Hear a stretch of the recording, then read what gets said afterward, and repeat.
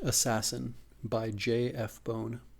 The aliens wooed Earth with gifts, love, patience, and peace. Who could resist them? After all, no one shoots Santa Claus. The rifle lay comfortably in his hands, a gleaming precision instrument that exuded a faint odor of gun oil and powder solvent.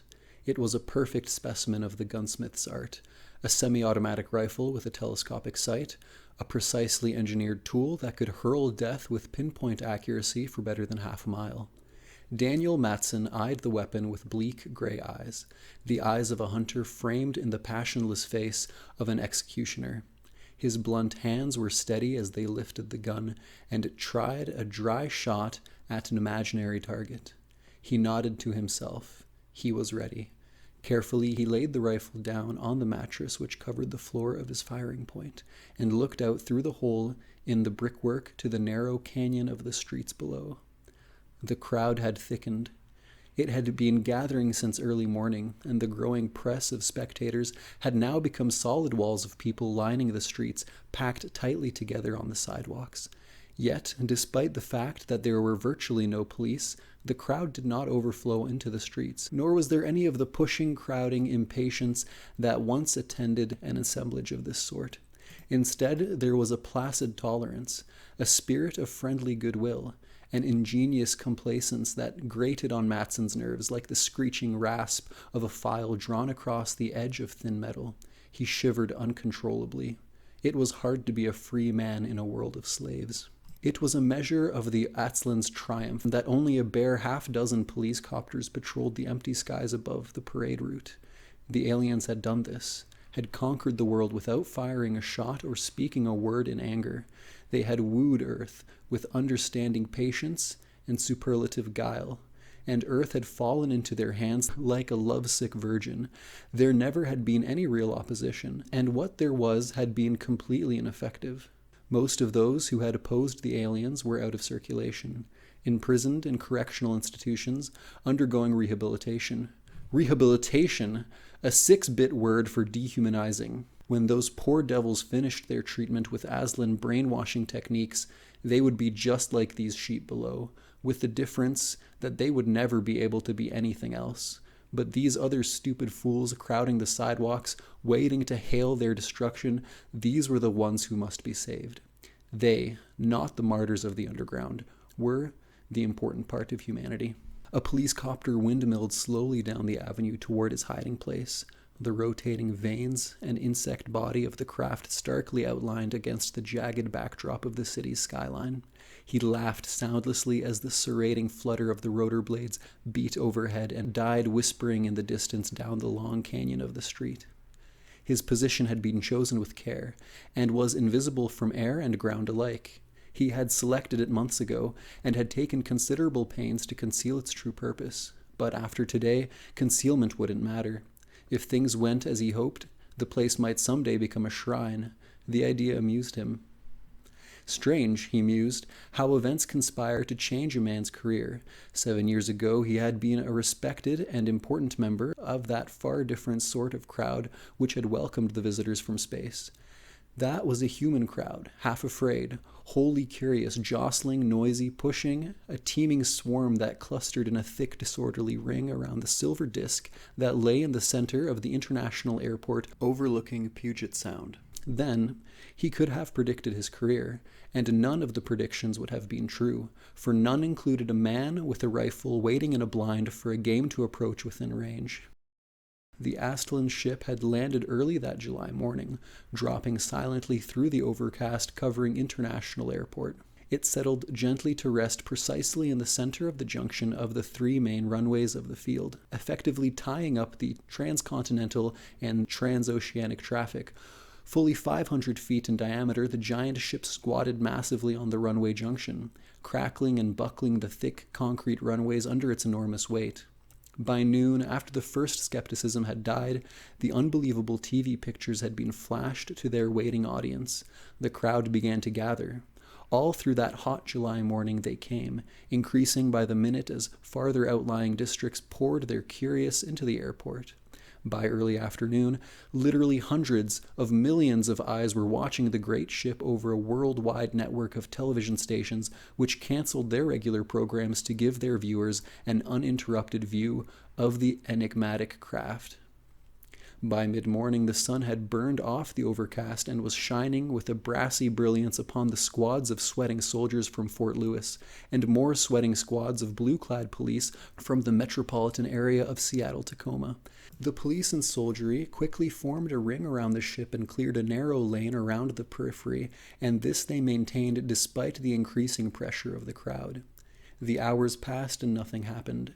The faint creaking and snapping sounds as the seamless hull of the vessel warmed its space-chilled metal in the warmth of the summer sun were lost in the growing impatience of the crowd. They wanted something to happen. Shouts and catcalls filled the air as more nervous individuals clamored to relieve the tension.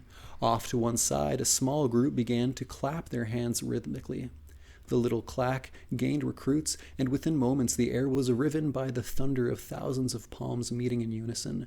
Frightened the crowd might be, but greater than fear was the desire to see what sort of creatures were inside.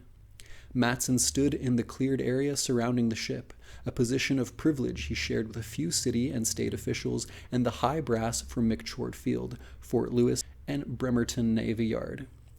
He was one of the bright young men who had chosen government service as a career, and who, in these days of science consciousness, had risen rapidly through ability and merit promotions to become the director of the Office of Scientific Research while still in his early 30s. A dedicated man, trained in the bitter school of ideological survival, he understood what the alien science could mean to this world. Their knowledge would secure peace in whatever terms the possessors cared to name, and Matson intended to make sure that his nation was the one which possessed that knowledge. He stood beside a tall, scholarly-looking man named Roger Thornton, who was his friend and, incidentally, the commissioner of police for the Twin City metropolitan area. To a casual eye, their positions should be reversed, for the lean, ascetic Thornton looked far more like the accepted idea of a scientist than burly, thick-shouldered, square-faced Matson, whose every movement shouted "cop." Matson glanced quizzically at the taller man. "Well, Roger, I wonder how long those birds inside are going to keep us waiting before we get a look at them."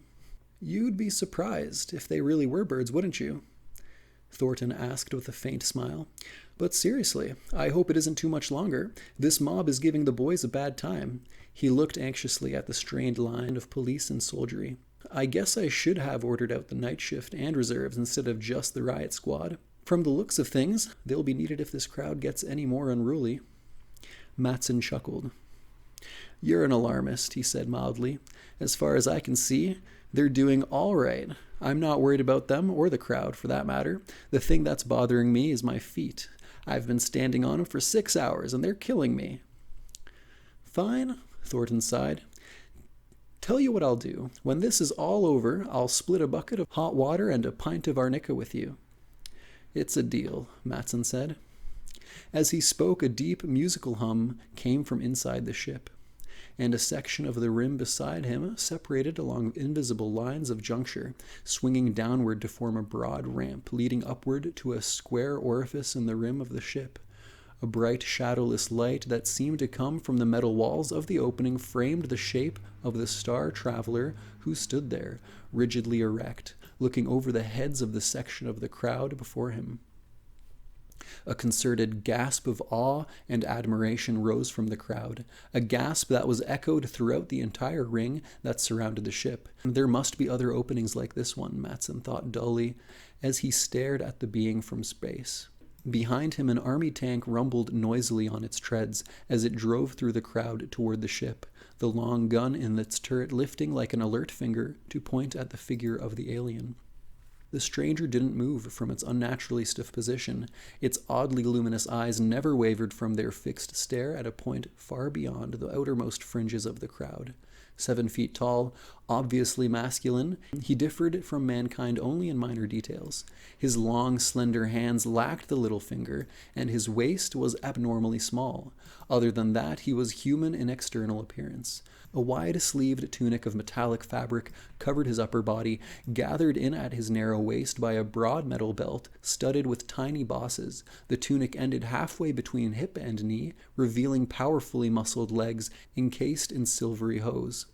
Bright yellow hair hung to his shoulders, clipped short in a square bang across his forehead. His face was long, clean-featured, and extraordinarily calm, almost godlike in its repose.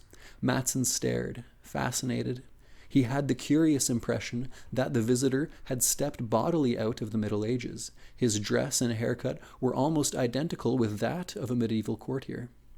The starman raised his hand. His strangely luminous steel-gray eyes scanned the crowd, and into Matson's mind came a wave of peaceful calm, a warm feeling of goodwill and brotherhood, an indescribable feeling of soothing relaxation. With an odd sense of shock, Matson realized that he was not the only one to experience this. As far back as the farthest hangers-on near the airport gates, the tenseness of the waiting crowd relaxed. The effect was amazing. Troops lowered their weapons with shamefaced smiles on their faces. Police relaxed their sweating vigilance. The crowd stirred, moving backward to give its members room. The emotion-charged atmosphere vanished as though it had never been, and a cold chill played icy fingers up the spine of Daniel Matson. He had felt the full impact of the alien's projection, and he was more frightened than he had ever been in his life.